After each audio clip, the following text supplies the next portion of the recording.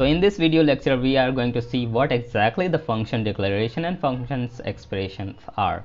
So both of the things are slightly different from each other और हम इस video में देखेंगे कि एक्चुअल में इनको डिक्लेयर करना या expression C both of the things are like you can identify these things by their name. Okay, so function declaration क्या है कि यहाँ पे function actual में declare कर रहे हैं हम, और यहाँ पे function expression क्या है. What does it mean by expression? Expression is something where we can store a value. Okay, where it can produce a value. Okay, a expression can produce a value and a value can be stored in a variable, which means कि हम एक expression क्या होता है, expression कुछ value produce करता है और उस value को हम किसी particular variable में store कर सकते हैं और उसके बाद हम use कर सकते हैं. So what we are going to do here, actually we are going to define a function in such a way where we can store whole function into just one single variable. Okay, so let me show you the demonstration कि अगर हम कहें कि function, हम पहले सबसे पहले function declaration की बात करते हैं. ठीक है, रेशन डिक्लेरेशन. ठीक है, अगर मैं स्पेलिंग गलत कर दूं प्लीज़ डोंट माइंड. ओके, अब क्या है कि फंक्शन को हम डिफाइन करने के लिए सबसे पहले फंक्शन का नाम लिखते हैं, और मैं यहाँ पे कह रहा हूँ कि फंक्शन लिखते हैं, फंक्शन कीवर्ड लिखते हैं, उसके बाद फंक्शन का नाम लिखते हैं. ठीक है, एंड लेट्स से सेलेक्शन, मैं कहता हूँ कि सेलेक्शन एज, मैं कुछ बर्थ ईयर निकालना दो.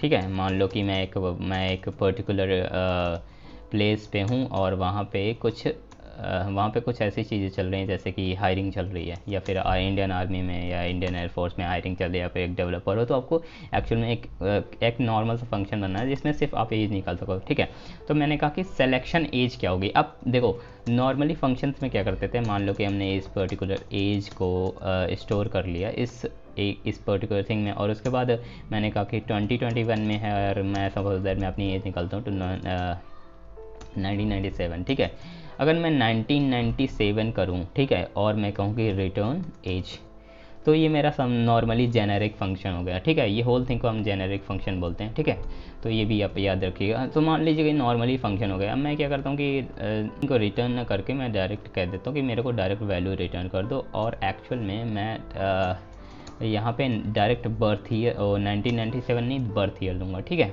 तो मैं इस पर्टिकुलर थिंग को रिटर्न कर रहा हूँ. उसके बाद आप क्या कर सकते हो, calling the function, calling, invoking and running the function.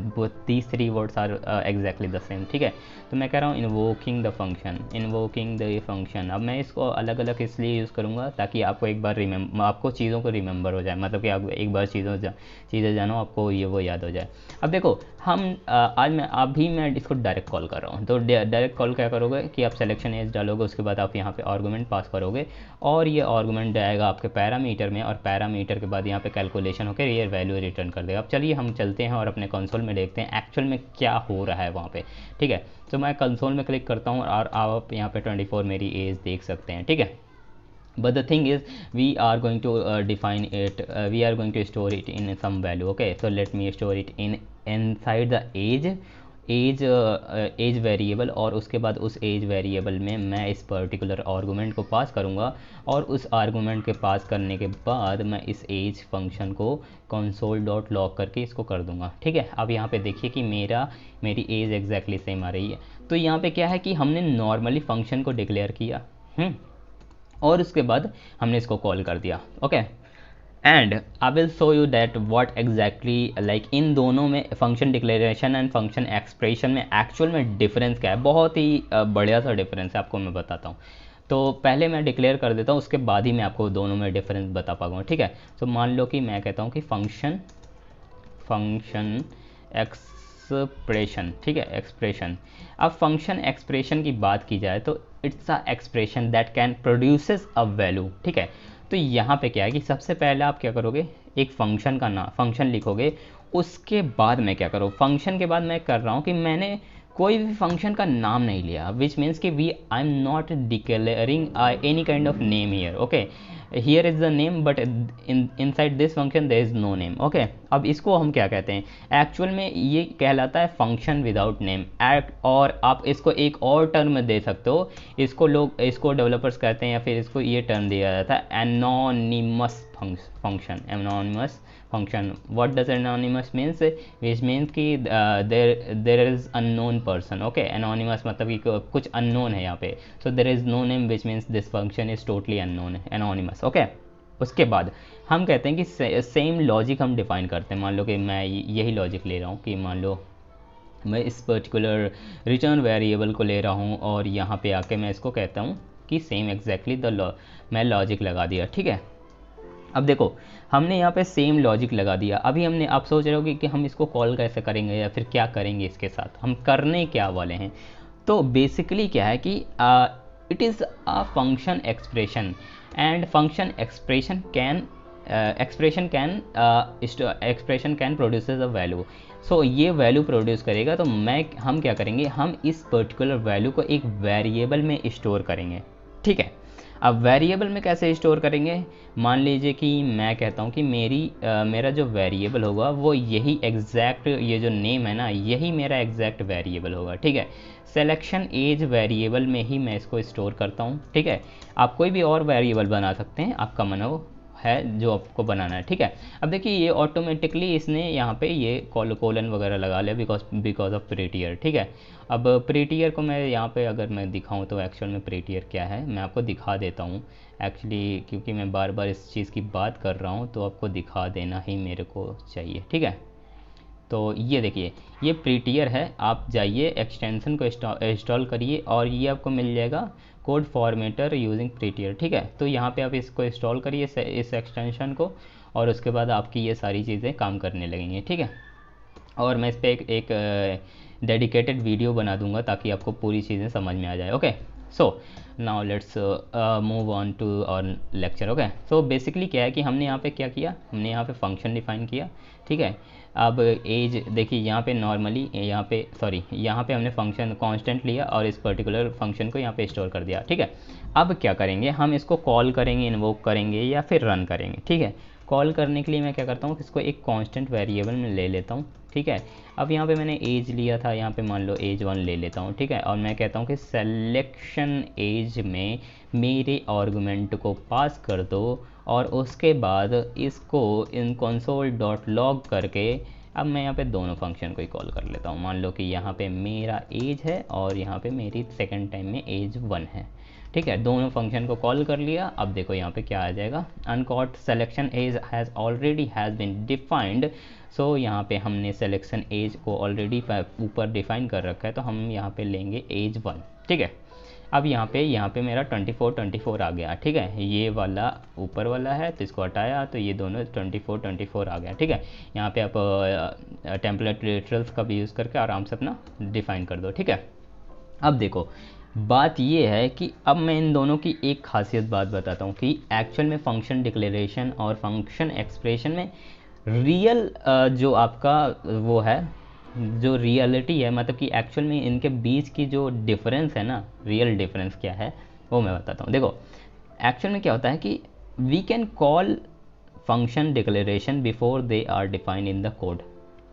अब इसका मतलब क्या है, एक फंक्शन डिक्लेरेशन को हम कॉल कर सकते हैं ये कोड के डिफाइन करने से पहले. ठीक है, मान लो कि आप इस फंक्शन के पहले ही आप इसको कॉल कर दो. ठीक है, इसको डिक्लेयर कर दो और इसको कॉल कर दो तो ये कॉल हो जाएगा. आप देखना चाहते हो, देखो मैं अगर इसको ऊपर ले जाऊँ यहाँ पे, ठीक है, इस फंक्शन डिक्लेरेशन के पास, और अगर मैं इसको अभी भी रन करूँ, यानी कि अगर मैं इसको यहीं पे भी कॉल कर दूँ.